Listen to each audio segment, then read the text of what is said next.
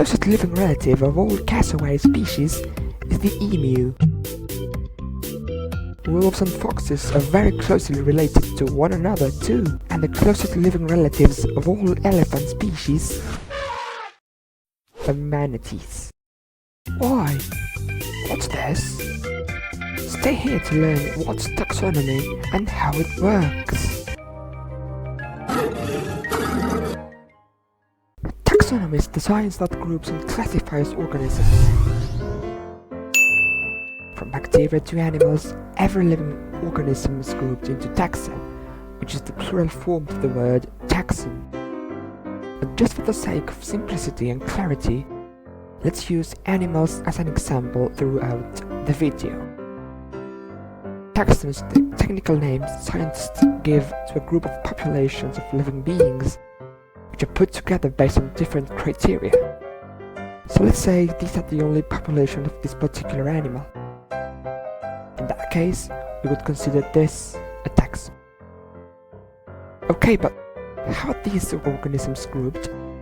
What are those criteria? So let's move on and talk about them.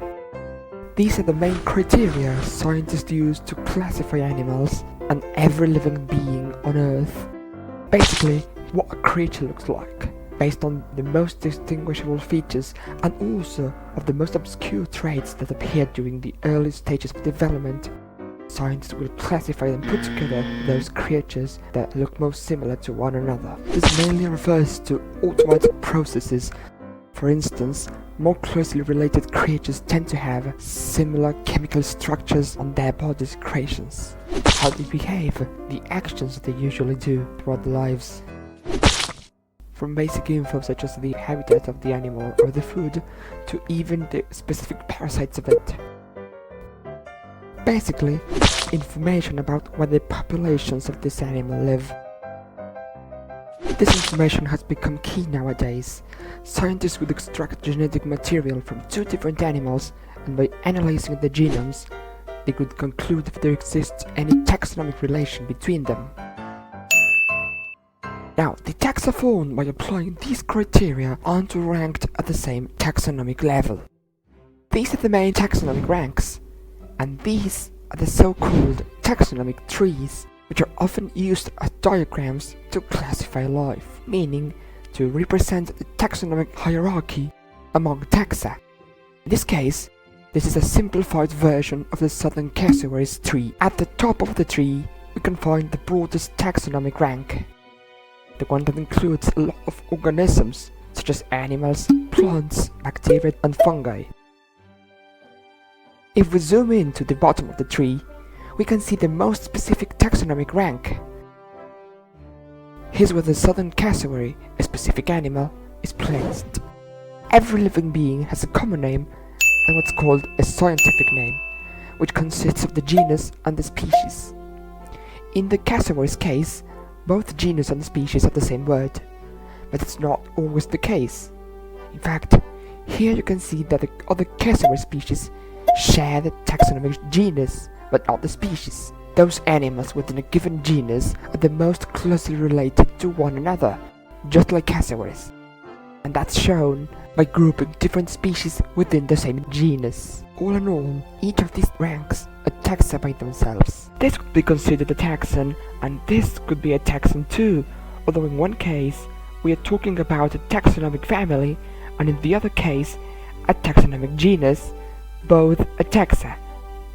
The same applies to all of the tree and all of the ranks in it. Okay, great, but what about these lines? What about these points? We'll have to talk a bit about the theory of evolution. In fact, I'm going to make a whole video about it, so do not forget to leave a like and subscribe to be notified when it's live. Going back to the theory, see, there are two main concepts that taxonomists use when it comes to classifying life: the common ancestor and hereditary traits. These points in the tree mark the last common ancestor two taxa had, which means that hypothetically, at some point in time, there existed a creature that gave rise to both branches of the tree. However, it's just an estimation, and scientists usually agree that it's not that there existed a specific creature. Linked with this, we have the idea of the inherited traits. According to this idea, each generation of a given creature will progressively inherit the parent genome, and hence the traits. And by traits, we are referring to both easily distinguishable things such as the genes that code for the color of a certain body part, as well as those that code for more obscure and almost impossible to notice things, like the chemical composition of a body fluid. However, in the case of most animals, these genes will not be passed to the next generation as a copy. Instead, they are a mixture of those genes from the mother and those of the father, and hence, the new generation isn't an exact copy of the parents. Again, this isn't the case in all living beings. So, in fact, these points represent that due to the taxonomic closeness between two taxa, they must have had a sort of common ancestor from which they both originated, and that common ancestor gave rise to the anatomical similarities shown between them, whether they're easy to spot or not. To clear things up a bit, we can use a metaphor. Let's say life forms are a big box. Here we'd put 3 smaller boxes that represent the 3 taxonomic domains. Inside this one, we'd find 4 other boxes representing the kingdoms. We're talking about animals, so this is our box. Then vertebrates, birds, and in this family, we find the cassowaries box. Next to the emus. Inside the first one, we find the 3 species of cassowaries. And let's keep in mind that those boxes are put together because they have something in common. The animals in one box share some traits with those of the other box at the same level. So these 2 boxes have some traits that connect them, and some others that make them unique. And this works the same way going upwards throughout the hierarchy. Big boxes share something between them too, and also all the creatures in them have something in common, but they are also different. Way different. The bigger a box is, the more different the creatures they have inside will be, as the selection is broader. For instance, we can see that plants and animals are at the same taxonomic level as they do share some traits, but they're very different in biological terms. And let's remember that these boxes are grouped together or not by applying the criteria we talked about earlier. Now let's talk a bit about sub-ranks, or more precisely, intermediate categories. There are some taxonomic categories that do not fall in either of the taxonomic ranks I've already mentioned. Often because they're too broad to be considered the one below them, or too narrow to be considered the one above them. Hence, these ranks are introduced in between 2 other taxonomic ranks. So we can fix the metaphor in order to make it more precise by adding the intermediate categories of the taxonomic classification of the southern cassowary. As you've probably noticed, these 2 prefixes identify an intermediate category that sits below the taxonomic rank referred to by the root word. Here, for instance, this word is below phylum, while this one is below class. Moreover, there are also intermediate categories that lie above other taxonomic ranks, like the case of superorder, which is an intermediate category appearing here in the taxonomic hierarchy. Speaking of intermediate categories, let's take a look at the taxonomic rank that goes below species. Subspecies. These are populations of a given species that live in slightly different locations, usually overlapping. They're also genetically distinguishable from one another, but more often than not, they're almost identical in terms of appearances.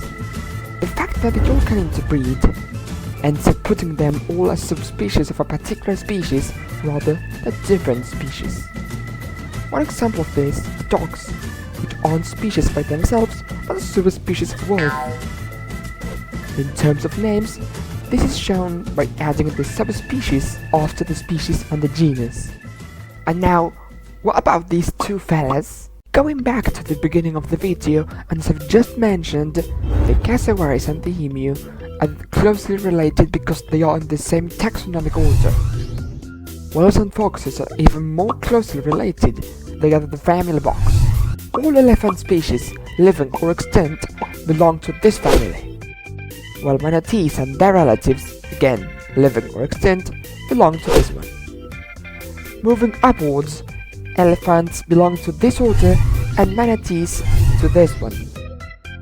And since several animals closely related to one or the other species have gone extinct, such as mammoths in the case of elephants, to get to their closest living relative, we have to go upwards in the taxonomic hierarchy up to here. So, their common ground lies on a taxonomic rank above order, but it turns out that we're talking about an intermediate category, this one. This superorder groups various animals that are either currently living on the African continent or originated there. According to molecular and genetic analysis, they shared a common ancestor a long time ago, which means that they have had a lot of time to develop and change as species, leading to these striking differences we all can see when looking at, say, these two animals. Let's keep in mind that the bigger the box, the more different the animals in it will be. So, since the family box is small, whales and foxes will be more similar. However, due to those extinctions I've already mentioned, the first box manatees and elephants share is the box representing the superorder, a big box, with a wide variety of animals. Hence, these animals can be quite different, and these differences go beyond how they look, as their lifestyles can be pretty contrasting too. Don't forget to subscribe. Have an fantastic day.